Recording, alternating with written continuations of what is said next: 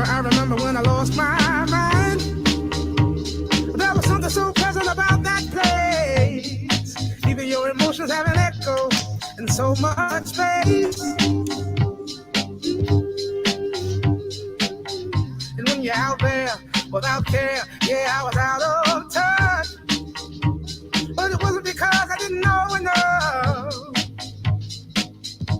I just knew too much. Does that make me crazy? Does that make you crazy? Maybe we're crazy. Probably.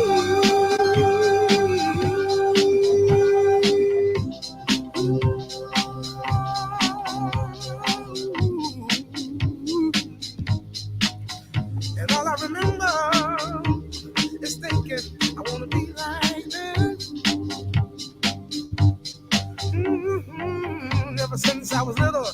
Ever since I was little, it looked like fun. If there's no coincidence, I've come. And I can die when I'm done. But maybe I'm crazy. Maybe we're crazy. That make me crazy. Possibly. And I hope that you are having the time of your life. But think twice. That's my only advice. Ever since I was little, it looked like fun. If there's no coincidence, I've come. And I can die when I'm done. Well, I think you're crazy. Maybe you're crazy. Maybe we're crazy. Just like you. My hero had the heart to the life I wanna live. And all I remember, there was something so pleasant about that place. Even your emotions have an echo in so much space. And when you're out there without care, yeah, I was out of touch. But it wasn't because I didn't know enough. I just knew too much. Does that make me crazy? Does that make you crazy? I think you're crazy. Possibly.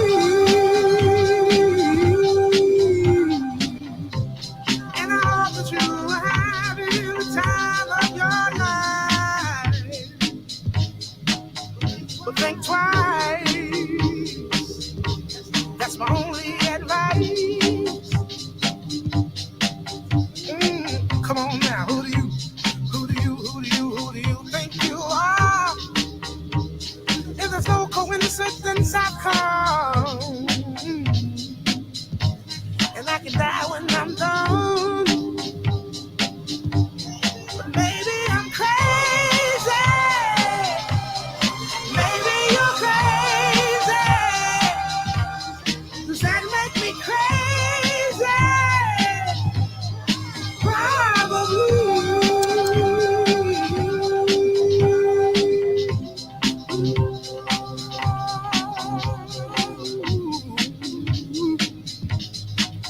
And all I remember is thinking I wanna be like this. Ever since I was little, it looked like fun. If there's no coincidence, I've come, and I can die when I'm done. But maybe I'm crazy. I think you're crazy. I think you're crazy. Just like me. My heroes had the heart to lose the lives I wanna live. And all I remember is thinking I wanna be like them. Ever since I was little, it looked like fun. Bless your soul. You really think you're in control? Well, I think you're crazy. I think you're crazy. Maybe we're crazy. Probably.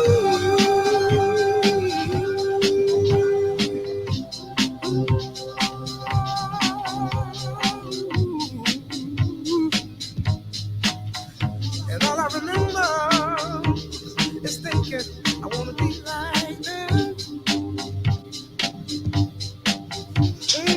Come on now, who do you think you are? Bless your soul. You really think you're in control?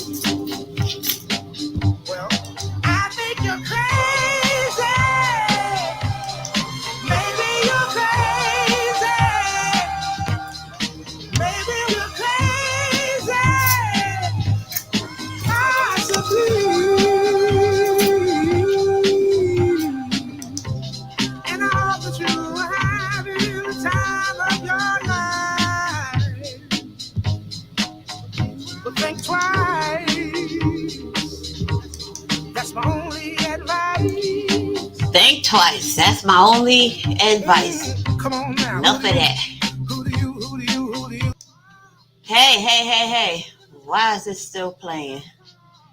I think it's still playing because, and I could die when I'm done, crazy motherfucker. Hey, hello. Welcome to Chat with Madam Whip Ass for a Crazy Motherfucker Alert Edition. Child, I know I'm late to the party because this happened like over a month ago, close to 2 months actually. And I meant to talk about it then when it happened, but you know, a chick be busy, and being so busy, sometimes I'm real tired. That's why most of the time I do videos, I'm in the bed. But anyway, here's the deal. Crazy motherfucker alert. Now, you know, I be traveling around these different sectors, and I just be watching the folks in the R. Kelly sector. They something else. And I guess I'll introduce you to a couple of them. But hey, Queen. I meant to say hi, type in the chat, but you know, I'm 55. But anyway, so there's this cat over there in the R. Kelly sector named Deboski Gunn. Of course, he's from Chicago. Now, R. Kelly got some hardcore fans. They up there with Michael Jackson fans. And I don't pay attention to Beyonce or the Beehive. I don't know if the Beehive is as crazy as the Michael Jackson fans or the R. Kelly fans. And some of those in this circle. As a matter of fact, I think it was Don Russell just got convicted. He done blew up, I think, what's that child? Azriel McClary, the darker skin of R. Kelly's girlfriend. He done blew up her car trying to intimidate her. And he just got convicted. All for R. Kelly. But Deboski Gunn, this nigga here. Child, hold on. Let me just go ahead and get this going for you and read this article just for you. What am I doing? This. There we go.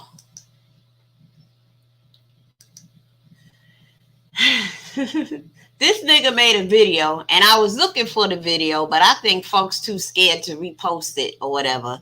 I can't find it on his channel, but he made a video, and I think this article could tell it better than I can. The title is, If Kells Goes Down, Everybody's Going Down. R. Kelly fan charged with threatening federal prosecutors in New York. He threatened federal prosecutors. An avid R. Kelly fan has been arrested in the Chicago area on federal charges alleging he threatened to storm the U.S. Attorney's Office in New York. Christopher Gunn, 39 of Bolingbrook, was charged in a criminal complaint unsealed Monday in U.S. District Court in Brooklyn with making threats involving serious bodily injury or death. Gunn, who also goes by the name Deboski, was arrested here Saturday and appeared Monday afternoon in Chicago's federal courthouse, where a judge ordered him held in custody pending a detention hearing later this week. Prosecutors are asking that he be brought to New York in custody to face the charges. According to the complaint, Gunn, who attended at least one day of Kelly's trial on racketeering charges in September, posted a video on YouTube about a week after the trial ended that showed the location of the U.S. Attorney's Office in Brooklyn. Gunn, who has been identified in previous local news reports as a member of an R. Kelly fan club, allegedly told his viewers to get real familiar with this building because if Kells goes down, everybody's going down. This crazy motherfucker stood in front of a U.S. Attorney's Office in Brooklyn, brought his ass all the way from Chicago to stand in front of the U.S. Attorney's Office in Brooklyn, telling folks, get real familiar with this building, because if Kelly goes down, everybody's going down. That's where they work at, Gunn allegedly said in the video. We going to storm their office. If you ain't got the stomach for the shit we about to do, I'm asking that you just bail out. Well, goddamn. Gunn also named 3 prosecutors who were on the case, repeating that he and other unnamed individuals were going to storm them as well, the charges alleged. Wow, he naming names. Shortly after, Gunn shared with viewers a clip from the 1991 movie Boys in the Hood, showing a character about to be shot to death, according to the complaint. Crazy motherfucker, 39 years old, with children, and he had nothing better to do with his time, to say the least. Just days ago, Gunn called for Kelly fans to gather at Kelly's sentencing hearing in Brooklyn on Wednesday. I have a spot for us all to link during the trial. See you there, he said, according to the charges. The complaint also alleged that Gunn has been accepting payments on Cash App from people who make comments like 30 rounds, free R. Kelly, and 30 rounds on the haters. Damn. An agent with the U.S. Department of Homeland Security Investigations wrote in the complaint affidavit that he believed the reference to rounds referenced Gunn selling firearm ammunition to commenters on his YouTube channel. Shit. Kelly, 55, was convicted by a jury in September of racketeering conspiracy involving 12 individual criminal acts, including sex with multiple underage girls, as well as a 1994 scheme to bribe an Illinois public aid official to get a phony ID for the 15-year-old singer Aaliyah so the two could get illegally married. He's scheduled to be sentenced in Brooklyn on Wednesday. Gunn's YouTube channel, which was still publicly available on Monday, features dozens of videos about Kelly's case. Some are hours long, and many appear to focus on various players in the Kelly saga, accusers, lawyers, even the judge who presided over his New York trial, whom he describes with homophobic epithets. Ooh. Call the judge a faggot? I mean the F word? Wow. Gunn is part of a complicated and apparently lucrative subculture that sprang up on YouTube and social media after the allegations against Kelly exploded in 2019 with the Lifetime docuseries Surviving R. Kelly, eventually leading to federal indictments in Brooklyn and Chicago, as well as similar charges in Cook County. Since then, Kelly supporters and detractors have devoted countless hours on Facebook, YouTube, Twitter, and Instagram, parsing every last detail of the singer's life and the charges against him. A Bureau of Prisons official is suspected of assessing Kelly's emails and phone calls while in custody and leaking them to a different YouTube personality. Oh, that's the Tasha K thing. And when a South suburban woman posted Kelly's $100,000 bail in the Cook County case in February 2019, she instantly became a hot topic of conversation, with some bloggers on social media calling for a boycott of the restaurant she owns, while others wrongly identified her as the operator of a South Side daycare. As the trial unfolded in New York last fall, one blogger who posts under the name Infamous Sylvia, oh, I watch her, used actors to read aloud from the trial transcripts, creating what she billed as role reenactment. An attorney for Gunn who was not listed on the court docket, an attorney for Gunn was not listed on the court docket as of Monday afternoon.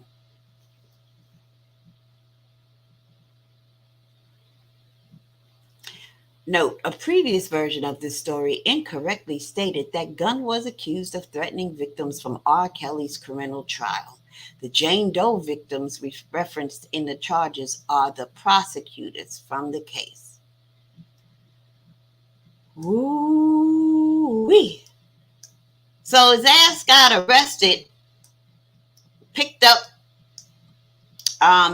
extradited to New York. Now you would have think, he had to post, I think he had a $10,000 bond or bail or something like that.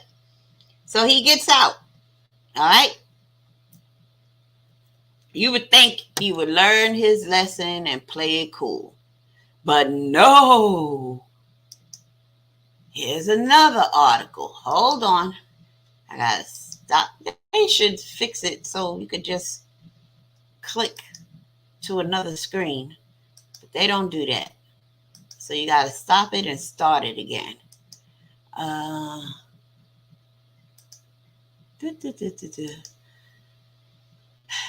Judge gives R. Kelly fan charged with threatening prosecutors a new chance to stay out of jail after feds say he flouted rules of release. By the way, he can't be on social media anymore.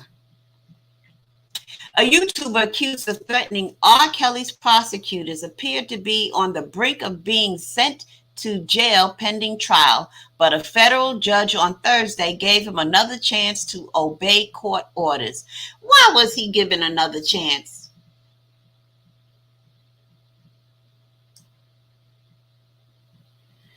Chicago resident Christopher Gunn, the man behind the YouTube page Deboski Gunn, pleaded not guilty last week to threatening the female prosecutors who convicted Kelly of racketeering and sex trafficking offenses. Last month, on June 25th, Gunn was arrested outside of his home and allowed to keep his freedom, subject to certain restrictions on a $10,000 unsecured bond. They gave him a slap on his wrist and let him go, and he's still gonna fuck up, right? Crazy. U.S. District Judge Rachel Kovner ordered Gunn released to house incarceration on July 1st, requiring him to avoid all contact directly or indirectly with any person who is or may be a victim or witness in the investigation or prosecution. That prohibition included social media contact. So he's on house arrest and can't even be on social media. He got to stay in the house. Now, if you staying in the house, you can't go nowhere. Oh, he must got the bug. The withdrawal must be crazy. I feel sorry for his family members. Can't get on social media and you confined to the house. And you look, you might have cable or whatever, 300 channels, but it ain't never shit to watch. He was also barred from using illegal drugs, and his custodian was supposed to immediately notify the court if he violated a condition of release. Prosecutors said that Gunn quickly flouted the rules by, among other things, intimidating witnesses on his YouTube page.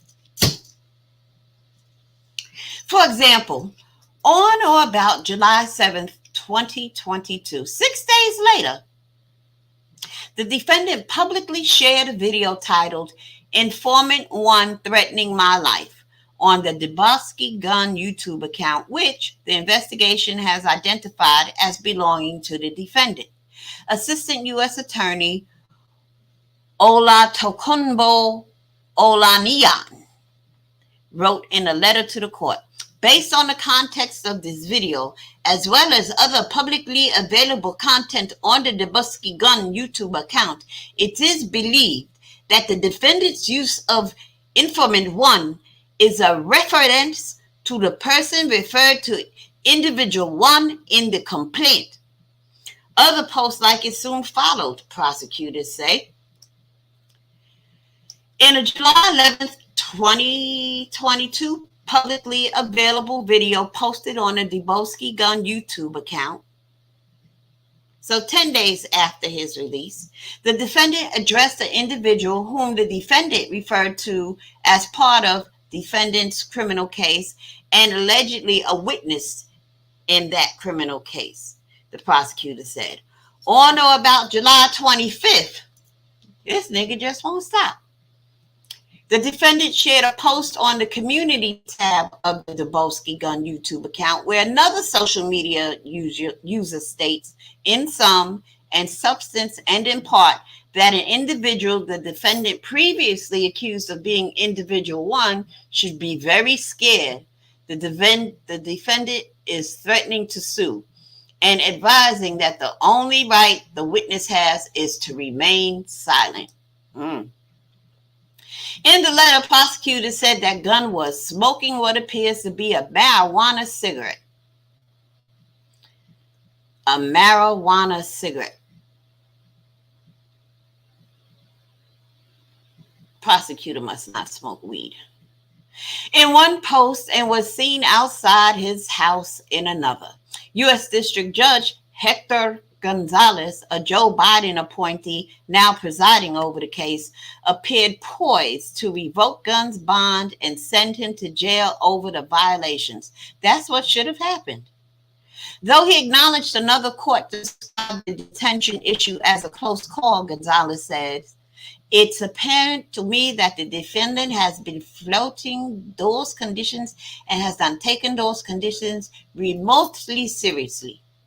At that point, Gunn's public defender, Allegra W. Glasshauser, interjected one more argument onto the record, insisting there was a misunderstanding. The judge had believed that Gunn walked across the street and entered another person's house. Glasshauser claimed her client was simply walking in circles and exercising to heal from a leg injury.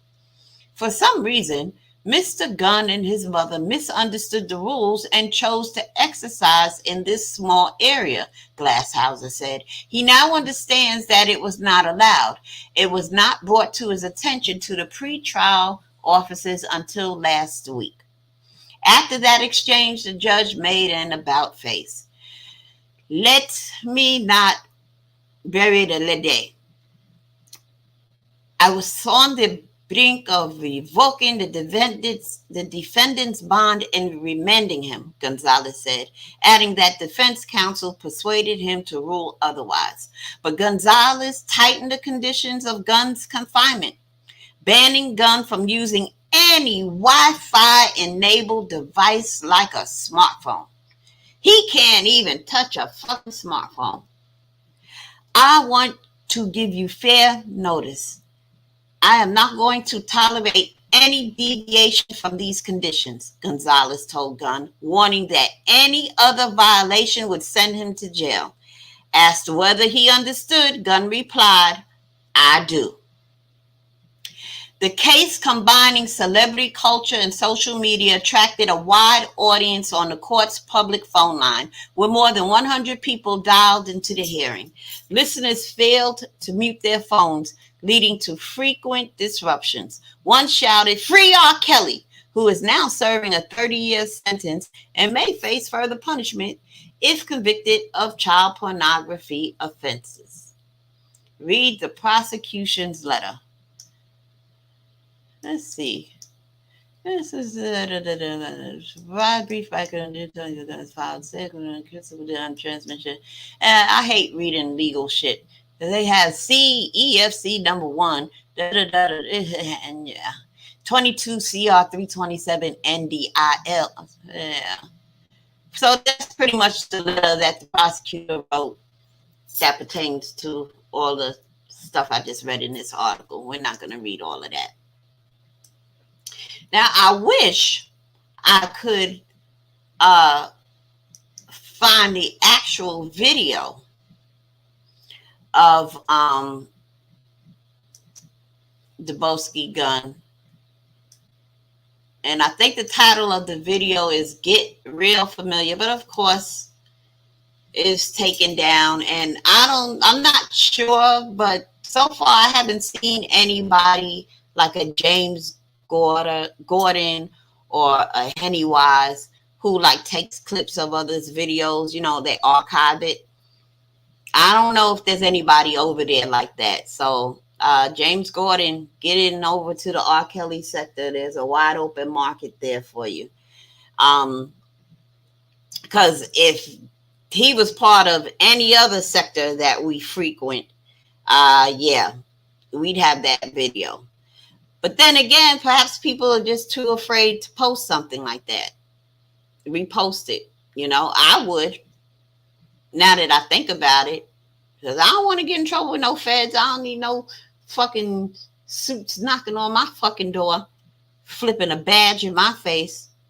And, I just got too much to lose. People who ain't got nothing to lose do dumb shit like this. People who don't have nothing to lose do crazy shit on YouTube. Yes, they do. And that's in every sector. They fuck with people in the most horrendous ways. Why? Because they have nothing to lose. This is why I choose to be a spectator and somewhat of a reporter when I got the time. But nah, I just really can't get involved. I just sit and watch all this shit and talk about it. But to actually participate and go back and no, because there's too many crazy motherfuckers out here in these YouTube streets. Far too many. And it's just about more crazy people than there are sane people. And these crazy motherfuckers ain't got shit to lose. I'm not getting arrested. If I do ever get arrested, it better be for some civil rights shit, some protests, voting rights, and all that stuff. I'd be damned if I'm going to get arrested and get a record and lose everything I worked hard for over some bitch on YouTube or some dumb shit on YouTube. Just not going to happen. But we've seen, how many arrests have we seen in these sectors this year? We had Tracy with the T arrested. Da, da, da, da, da.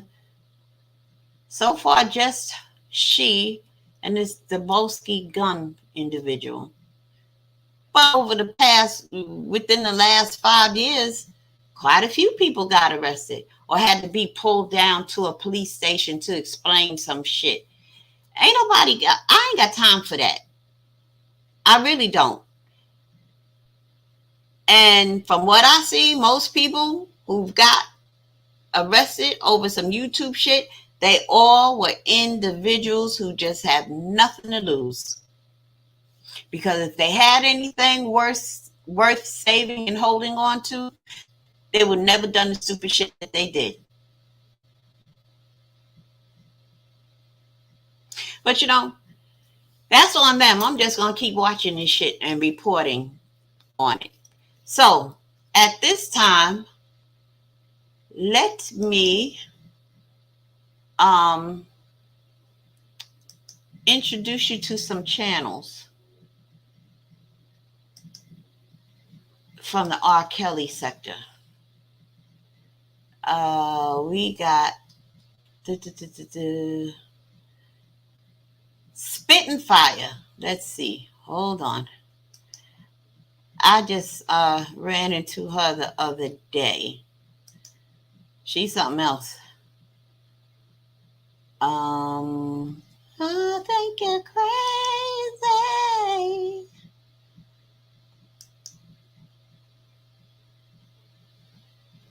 Hold on. I gotta go screen share.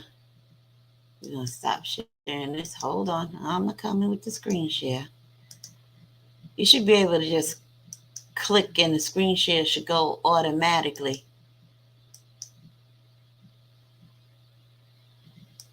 Rate, Jane, them not true stats either. Since you want to know some stats. Since you want to know some stats. This is Spit and Fire. And you got to think of it like this, Jane.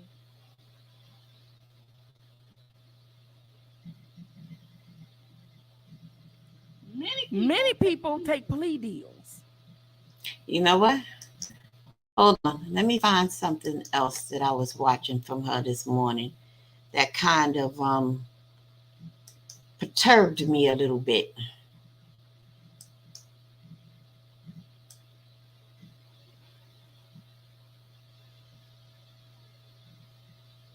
I'm coming.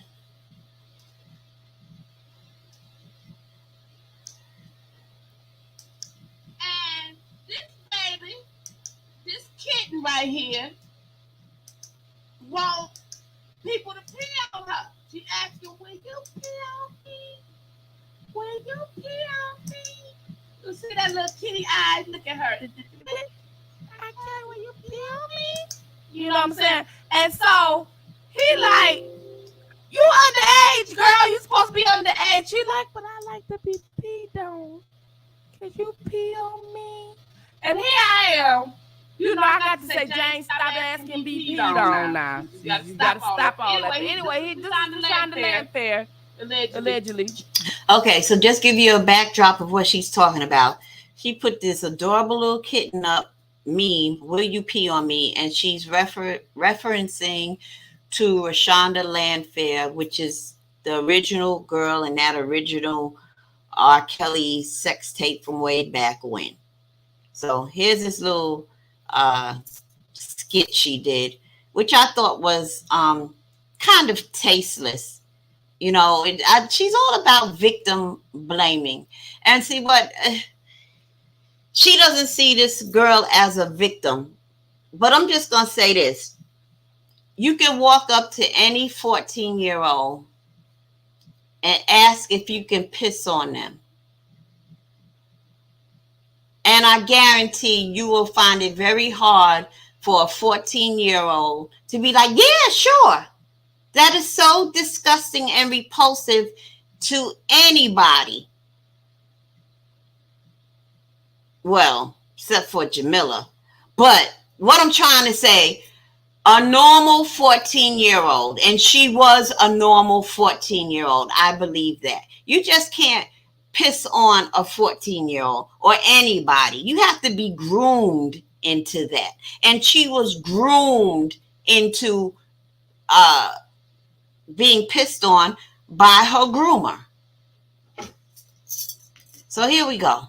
Jane. And she's supposed to be 14 and asking somebody to pee on her. Right? And now Jane here is sweet as she is. She telling him what to do in the bedroom. People said that ain't right. Now you got to look at. Remember, I told y'all before we was talking about if the girl was underage before the trials even happened, right? On Spitfire.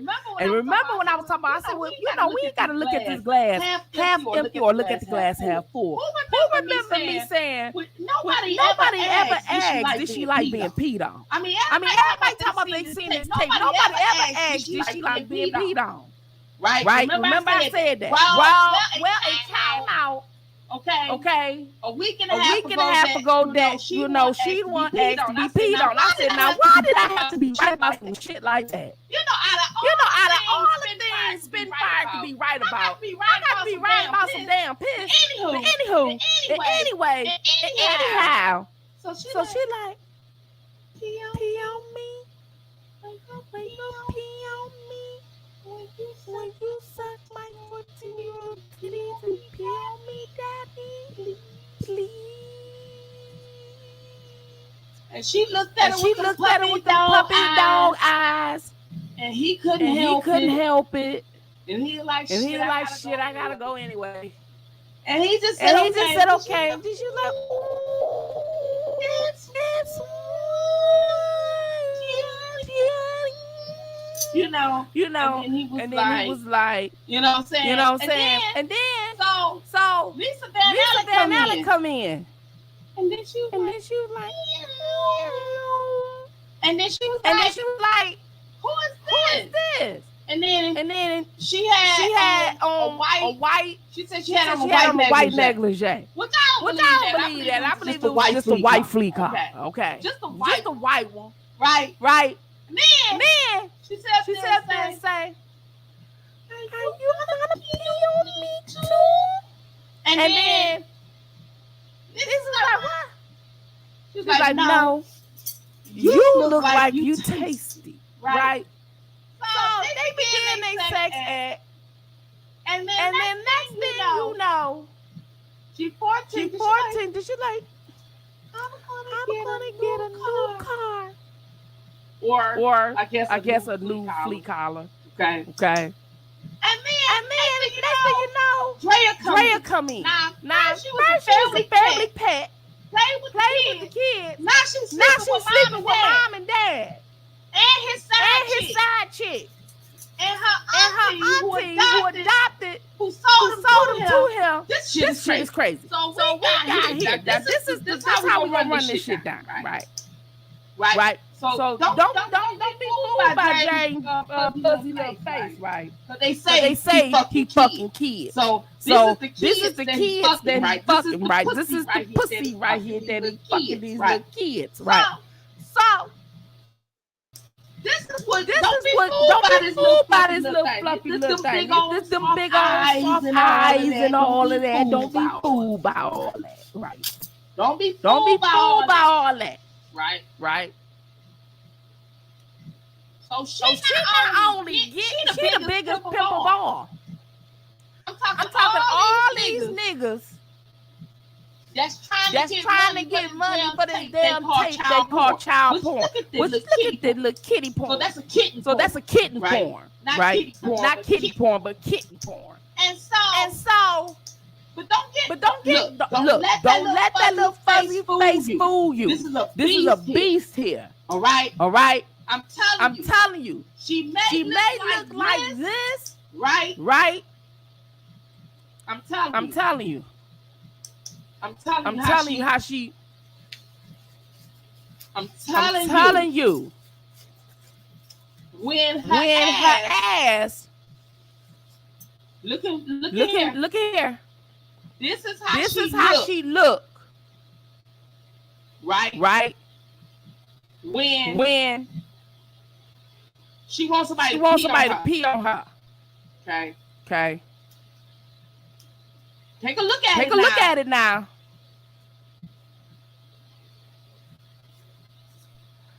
But when I'm finna show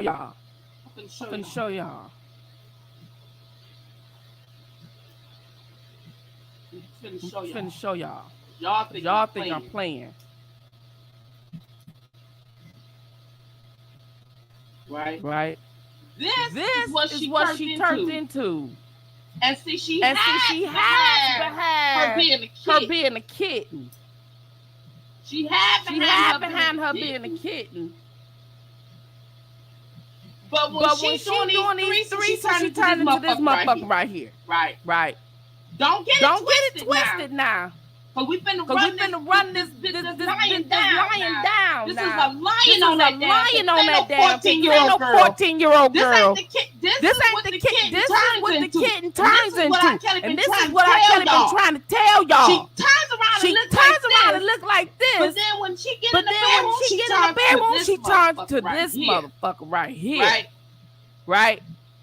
This is the motherfucking beast you get. Right. And so, as you getting this beast, she getting threesomes and all this and that, and she hit all Kelly groupies. Yeah, I had the threesome with her. So not only did she her mama, right?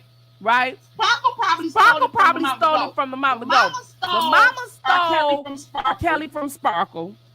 And then the kitten stole it from the mama. And then when R. Kelly got this kitten came in there looking like this.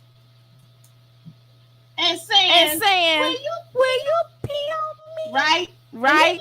And he like, what? You know, he kind of gave her that look that he gave Yolanda outside the courthouse. You know, he looked at her like she was crazy. Then when he did it, she was like, big old war style, right? And it was crazy. Yeah. Crazy. So that, ladies and gentlemen, is spitting fire. You know. Yeah, that's just a bit too much. Next person I'd like to introduce you to is called Atmos Love Zone. All right, getting to the screen share. Good Lord.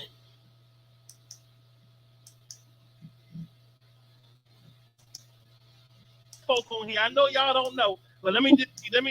Now, I know you Googled, but I heard you Googling while I was, playing the song. Who's playing that song, Riri? I don't even remember who playing it, to be perfectly honest, but I do know the song. DJ, who's playing that song? Oh, I'm sorry. I've Googled it though.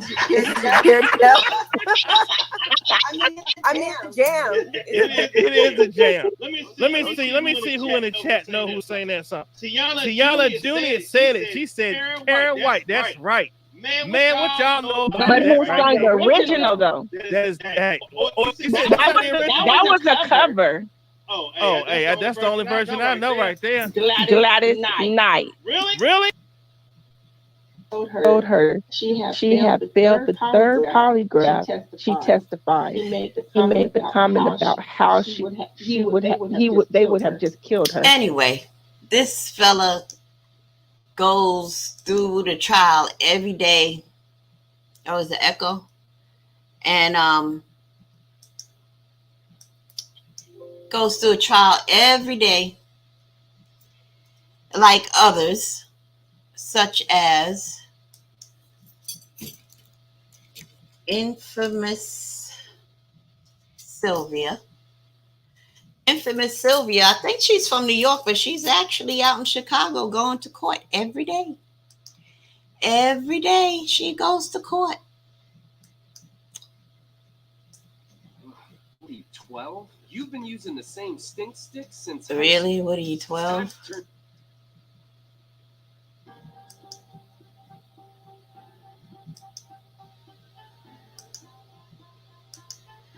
And every video, she starts it off with a song.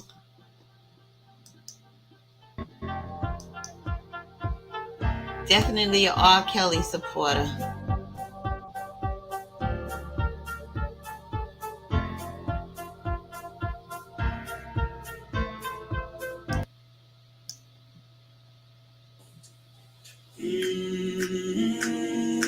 Hold on now, wait a minute, fellas.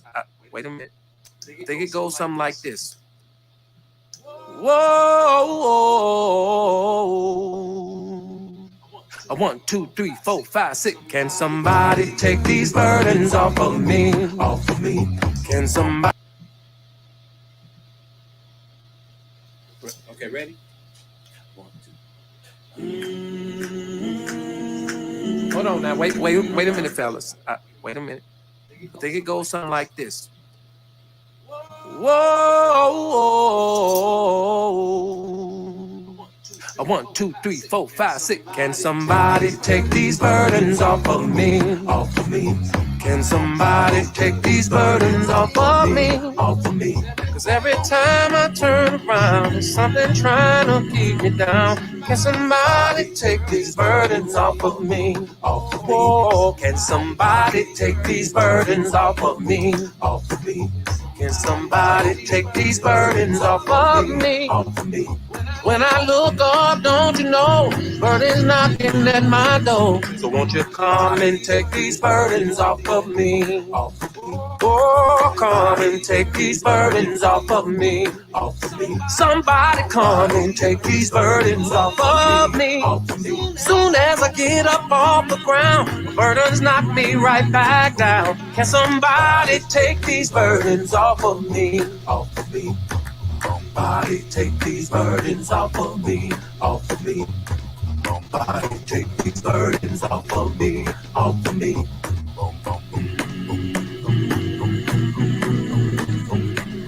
Somebody take these burdens off of me, off of me. Well, off of me, off of me. Oh, off of me, off of me. Well, off of me, off of me. Get them off of me, off of me. Come and break a chain, come and break a chain.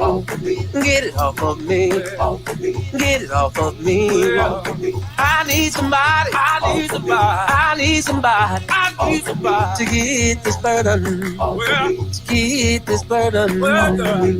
Can somebody take these burdens off of me? Jason Julian did her direct examination, and you know what? He asked her certain questions about it, blah blah blah blah. So he's asking her those questions, and she said it depends on what the situation is. It depends on what the situation is. Depends on what the situation is. She kept, saying that it depends, right? But the girl just gouging this water. She just taking the water, keep drinking the water. She can't even close it. At one moment, she dropped the water. She was nervous. She dropped the water on the floor. She picks up the water and put it back on the table. Anyway, that is infamous Sylvia. And that is the third YouTuber from that sector that I am sharing with you. Go over there and subscribe. And also, I got one more. Now, the three that I showed you, they're all on the same team, if you will. Right? I showed you. Yeah, they're all on the same team. But now I'm going to show you an antithesis to them, who she just does her own thing, but she is definitely not a R. Kelly supporter. She gives very detailed,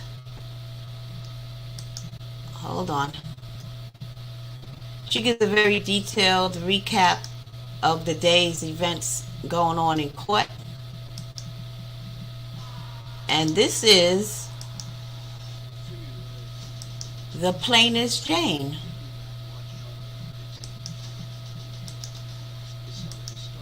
So you might want to go ahead and sub to her channel, the plainest Jane. I'm looking at the chat, and boy, what an interesting place that is. I see, and she is totally against R. Kelly. Come over here and comment, but nonetheless, let's take a look at R. Kelly. The plainest Jane. Go ahead and subscribe to her. She covered the first trial R. Kelly had a tweet that ended that actually garnered a complaint from the prosecution from the government side. She had well over 100,000 subscribers, right? Exactly where it is. I'm not exactly sure what she did, but I think she showed porn good spirits, and we're excited to continue this in one of her videos. She wasn't porn bound. She did this. The government continues to pull what dirt on purpose and lost that channel, but it's building back up quickly. Good for her, if that's what she wants. Yeah, so the plainest Jane, she does her thing. She calls R. Kelly supporters the Beehive. You know, Beyonce got the Beehive. She calls R. Kelly fans the Beehive. And she's just not for play. Now, I pay attention to these people. And you know what? They both sides have a valid point. First of all, these people, Lisa Van Allen, who took the tape, that basically is a whole bunch of niggas that was extorting R. Kelly. Obviously, they found him to be a fuck nigga. So they did fuck nigga shit. They was extorting him for $250,000, $1 million, $75,000, and R. Kelly's paying all this money trying to get these tapes back. You know, he paid buku amounts of hundreds of $1,000s for a tape, and then they tell him, well, we got another copy, and all this bullshit. These people that are on the stand, they are liars, they are thieves, they are extortionists, and they all have immunity.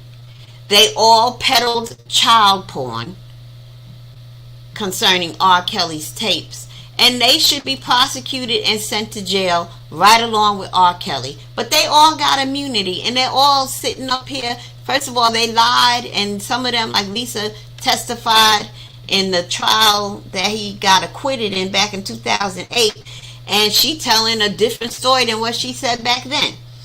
And you can clearly see over the past couple of days that these people are lying on that man. They telling lies, they telling lies, they telling lies. Okay? The R. Kelly fans seem to think that there is no tape with him and an underage girl. They think that original R. Kelly P tape was doctored, which I don't believe. Bigger than all of that, if it wasn't R. Kelly, any tapes of R. Kelly and underage girls, why would he be so stressed where he's growing a bald spot in the back of his head and paying out all this money trying to get these tapes back? They robbed him of jewelry and a Rolex watch. Well, I shouldn't say they. Lisa Van Allen did. She wouldn't admit on the stand that she stole it. She said she didn't steal it. He left it there on the table in his house. But she took the shit and gave it to her nigga. But, and, you know, so the R. Kelly fans have many valid points. Yeah, these people are liars, criminals. They need to be on trial. They were peddling child porn and all of that. But then again, you say, oh, they should be going to jail for peddling child porn. But then you say, well, R. Kelly was never in a tape with an underage girl. Well, you can't have it both ways. The bottom line is this. Had R. Kelly not had sex with underage girls and taped them, we wouldn't be where we at today. And if he's the only one that's going to go down for the shit he did, well, he got to take responsibility for it. If he didn't do it in the first place, if he didn't tape it, if he didn't walk around with all these sex tapes of his in a gym bag and took it everywhere he went, and somebody got a hold of those tapes, that's all his fucking fault.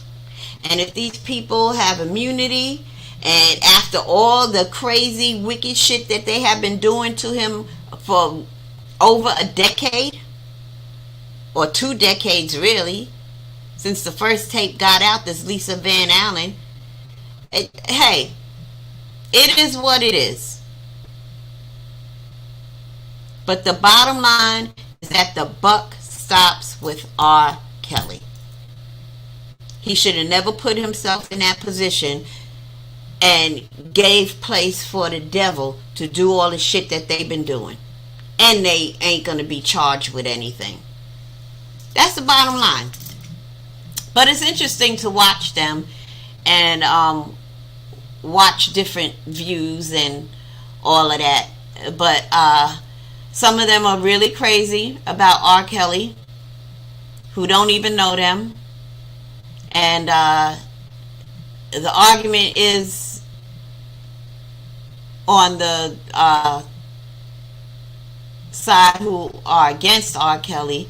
They're like, if a nigga like Deboski Gunn is willing to blow up the U.S. prosecutor's office and summoning people on YouTube to assist him in doing so, what will people close to R. Kelly, what are they willing to do for him?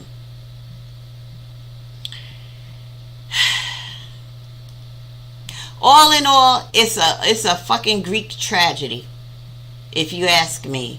I only feel sorry for R. Kelly in that he was sexually abused as a child and this monster was created in him. And I just wish he would have gotten some help. I'm sure somebody came to him and tried to broach the subject or the idea of him seeking therapy. He rejected it and been going through some bullshit with people extorting him for money. He can't read or write. He ain't that bright. Somebody said, you can't even have a good conversation with him because he's dumb as hell. I think Nick Cannon said that. He's stupid as hell. You know. His IQ is 79. And I don't think he's smarter than a teenager. Yet, he's a musical genius. Highly talented. But there's something wrong with him.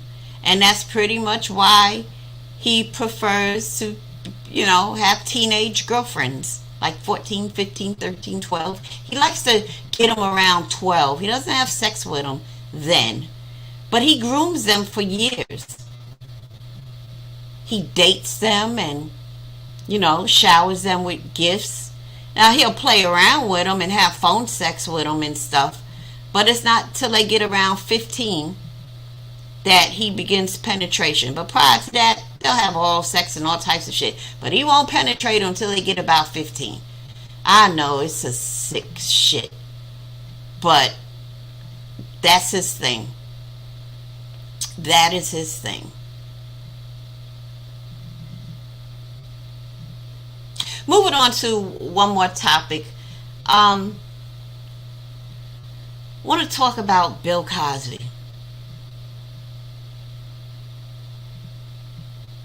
Mm.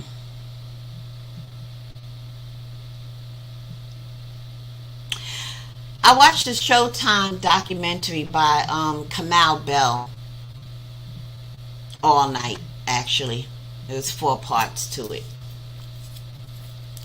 And there were several women. If they weren't white, they looked white. But most were white women. And they all told their similar experience with Bill Cosby. And it's like they were talking about a totally different person, as opposed to the Bill Cosby we all know and remember.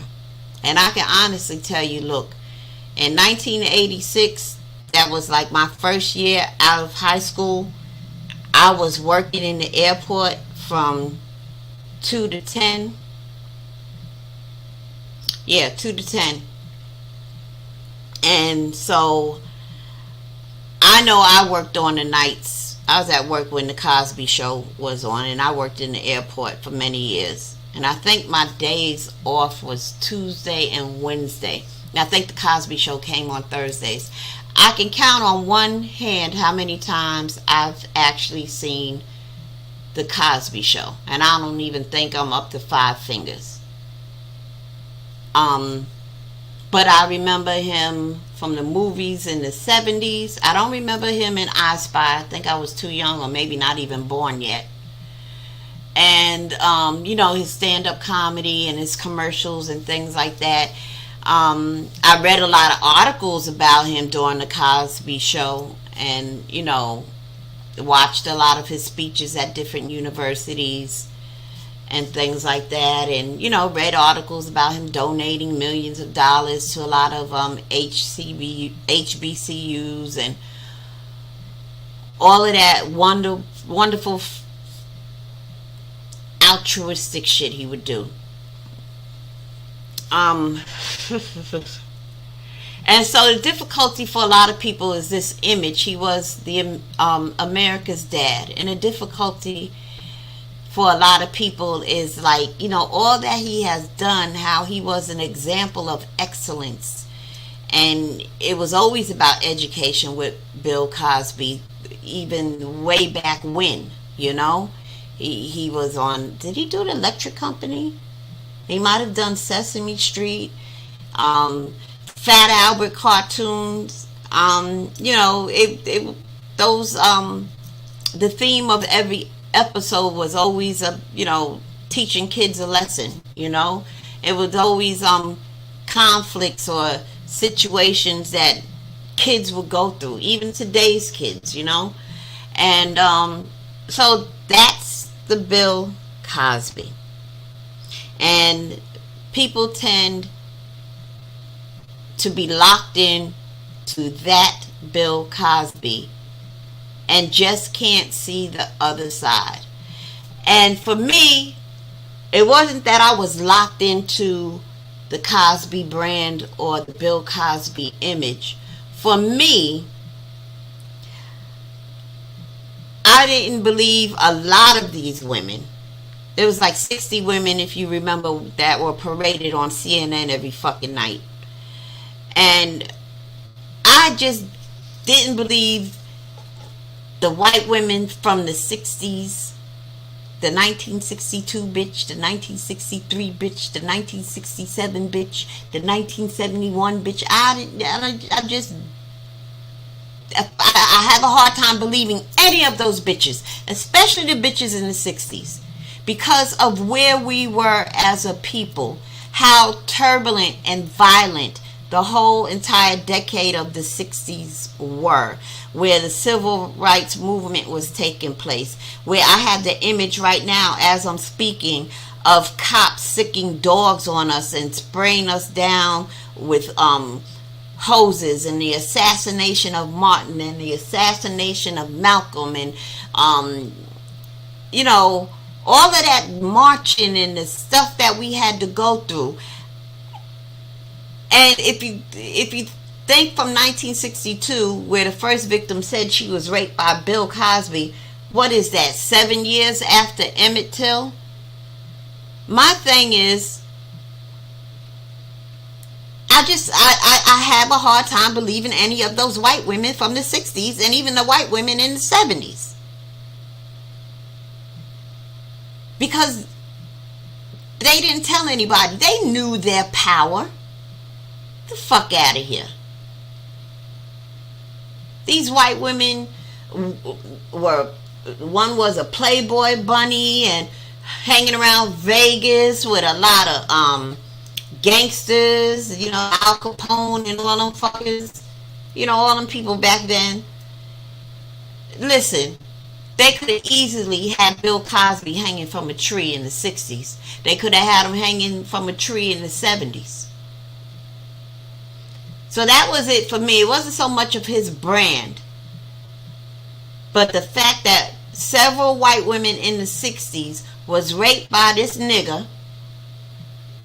Not that I think Bill Cosby is a nigga, but that's what he would be in the 60s and the 70s, and he's still a nigga today to some people. But white women, several of them, in the decade of the 60s, was raped by a nigga, and not one of them told their daddy, their mama, the police, nobody. They wait 50 years. That's my issue with it. So after watching that Showtime documentary by Kamau Bell, I had to sit back, ponder, and process.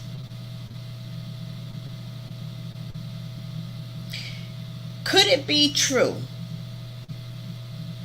He would invite a woman over, whether it was to his hotel room or wherever. Some he would just say, here, take this, you know, and they would take a pill or two. Some he would surreptitiously put in their drink and hand it to them. And next thing you know, they waking up, they all foggy in their head, wondering why their ass is wet. There were times when he was no longer there. There were times where he was laying naked in the bed with them.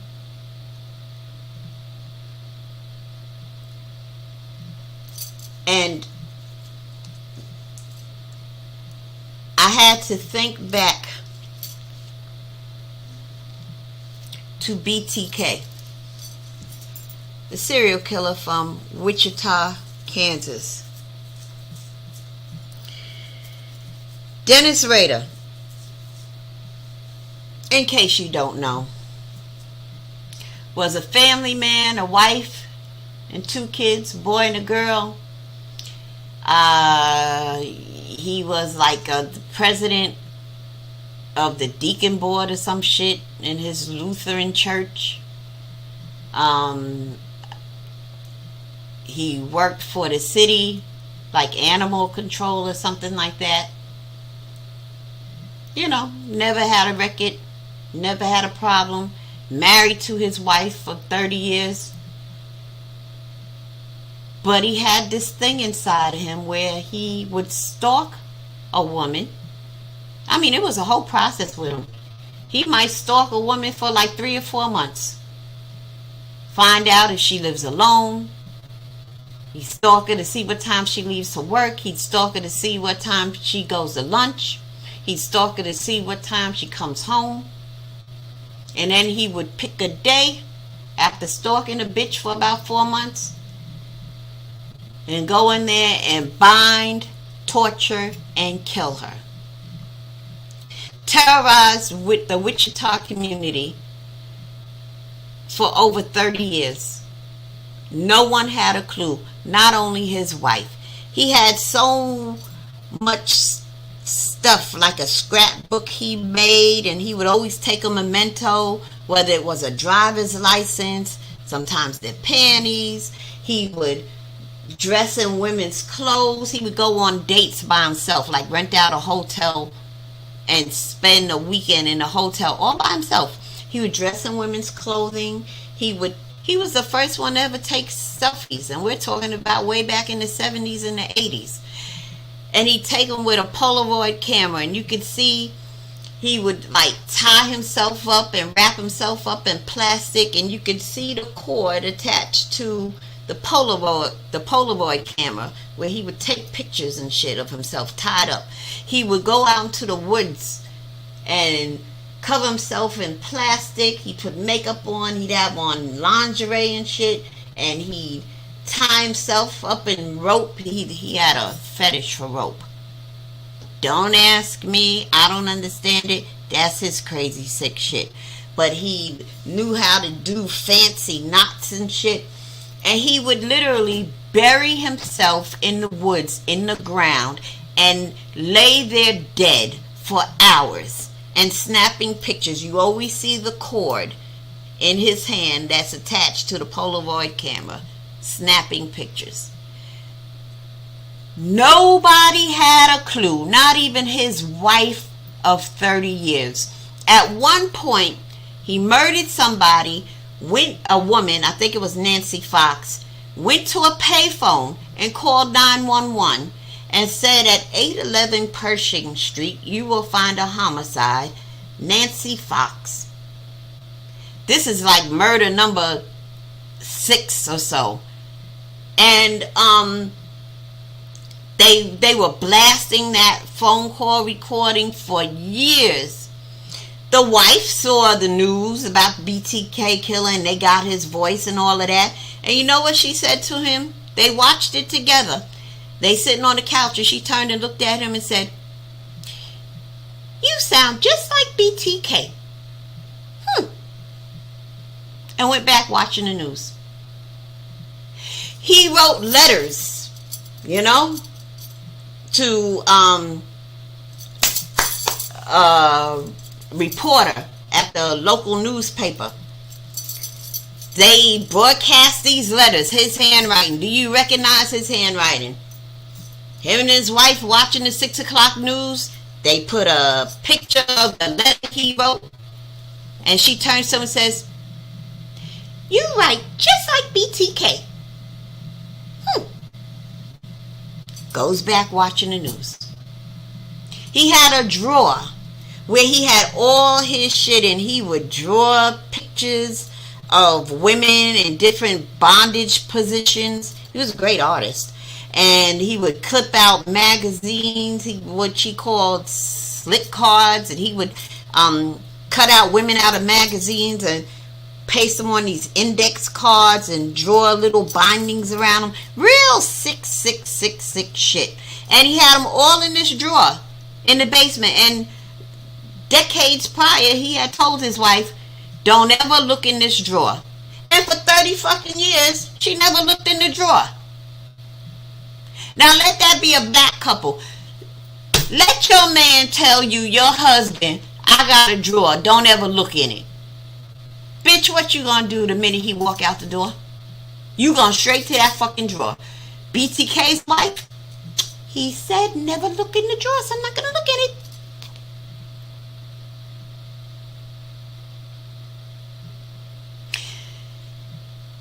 And so it's very possible, and it's called compartmentalization, for a person to have a face and actually be a pillar of the community, helpful to his neighbors, this and that and the other. But then there's something on the inside. There's a demon that they got to feed. When that demon starts scratching their back, they got to move. And they're very smooth with it. And that was BTK. He got away with his crimes for over 30 years.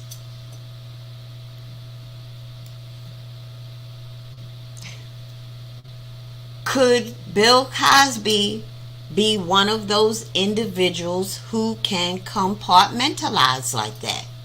to the world. He's America's dad. He does this. He does that. His honorary doctorate degree. He donates tens of millions of dollars to various colleges. He had a very successful sitcom, The Cosby Show. He was responsible for having stunt actors be black, because back in the day when he was doing I Spy, that started like in 1962 or whatever, 68, 67, 66, one of them years in the 60s.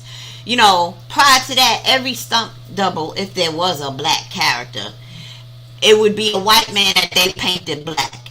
And he was like, this some bullshit. And he started hiring black men to be his stunt double. And that created a whole industry for black men as stunt doubles. Bill Cosby has done a lot. But it's very possible that there's this other thing inside of him, another side of him, that only bitches that he rapes sees.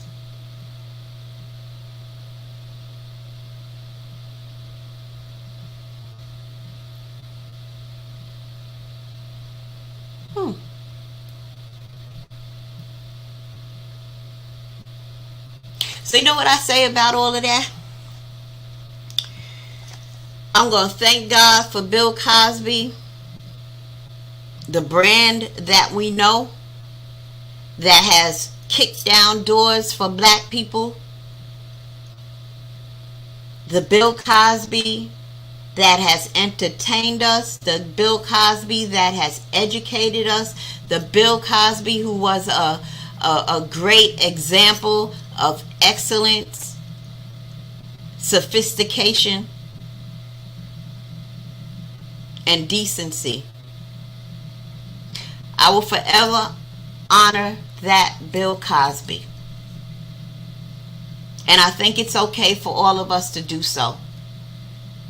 I don't think we should throw away his example, his leadership, because he's a serial rapist. He got this fetish where he likes to fuck bitches who are dead temporarily. Because if you fucking a bitch that you knocked out, you just one step away from fucking a dead bitch, if you ask me. That side of Bill Cosby, we just need to pray for. But we cannot do away with all of his accomplishments and all of the doors he opened for us. That's a blessing. And we should continue to walk in those blessings. And I'm going to leave it at that concerning Bill Cosby.